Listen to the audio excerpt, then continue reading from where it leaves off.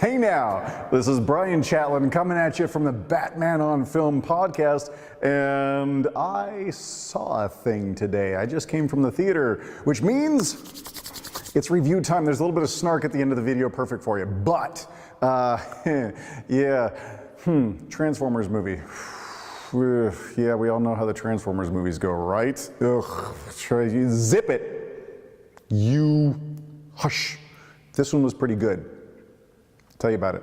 This is not the Michael Bay movie. You've probably been hearing good reviews, you've been seeing some nice trailers that actually look like the Transformers toys that we grew up with. Maybe, is it possible?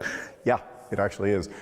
So the Michael Bay movies, you know what? I'm gonna give a little bit of love here because when that first one came out years ago, they had, the toys didn't look anything like they did when I was a kid. The story had nothing to do with when I was a kid, none of that jazz, but man, they had some really cool scenes. They had some stuff we've never seen before, plenty of eye candy, lots of explosions, and especially for the young adult that I was at the time, the growing up boy trying to be, it was incredible. I walked out of the theater with a big honking smile on my face, and man, I was loving it. Megan Fox and big explosions, and Bumblebee was cool, and man, I love it.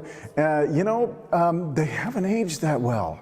So here a few years later, we all know the way it is these movies keep coming out, and it's the same beat for beat for beat. It's they've got the same actress that is this almost at this point nameless eye candy, and I'm sorry if I'm insulting some actresses out there, but Michael Bay lives in a world where he casts actresses that are eye candy, and you get this weird messed up drama, and it's this weird, like, he lives in a weird world,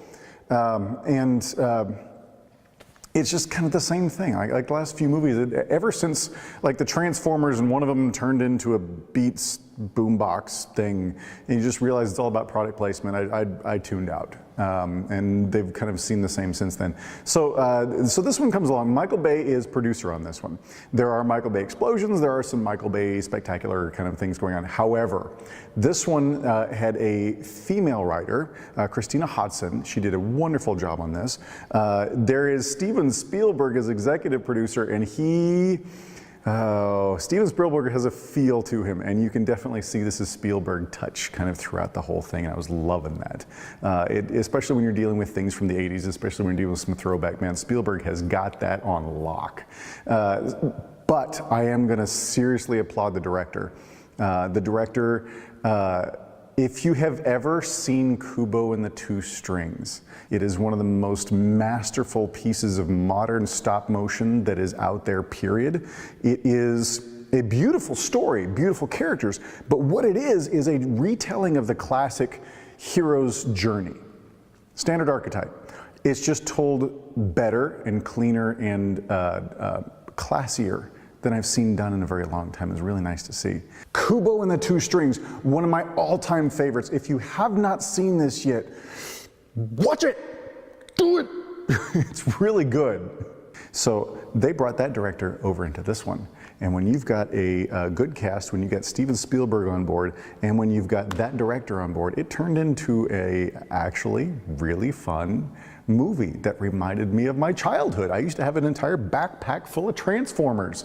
And of course, you know all their stories, you know all their stats, you know all that fun stuff. And then a kid down the street steals one of your Transformers, and then you gotta battle it out to get the, anyways. I grew up with this stuff. It was great. I miss the cartoons. The Transformers movie when it comes out, and there's some scenes in this that kind of harkened back to the Transformers movie, the first animated one that came back years ago. It was already hitting flashbacks for me. It was fantastic. Bottom line, did I like it? Yeah, I loved it. Part of it, I'm gonna say this flat out, because I've seen some movies that I wound up loving in an audience that hated those movies. You kind of pick up the feel of the room. There were some pieces in this where the audience wasn't shy at all about applauding Bumblebee. In the middle of the movie, in the middle of fight scenes and everything else, people are standing up there applauding Bumblebee. You know, that's a little infectious. It kind of gets to you. So I'm not gonna lie, that might be part of where I'm coming from here. But did I like the movie? Yeah. Did it have a little bit more heart to it? Yeah. Did it remind me of my childhood a little bit more? Yeah. Did the characters actually feel worthwhile and believable? Yeah. It's amazing the difference a good story makes. It's amazing the difference good casting makes. It's amazing. Figure that out. Okay, so my review in a sound bite. You guys want to hear this? This is where there's a little bit of snark in here. If you think of the Michael Bay Transformers movies as a series of ill-advised Tinder hookups that you know better than to do,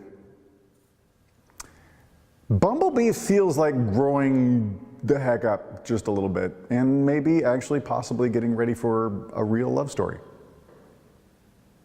That's a pretty cool way to walk out of the theater. I enjoyed it. You check it out. You let me know. There are going to be people that disagree with me. You know what? Put it in comments. We actually want to hear this. This is Bryan Chatlien, Batman on Film at batmanonfilm.com. You can find me on Instagram at ChatlinPhoto, or come find me on Facebook and send me a message and say hi. I don't care. You guys have a great holiday season. I'll talk to you soon. Bye.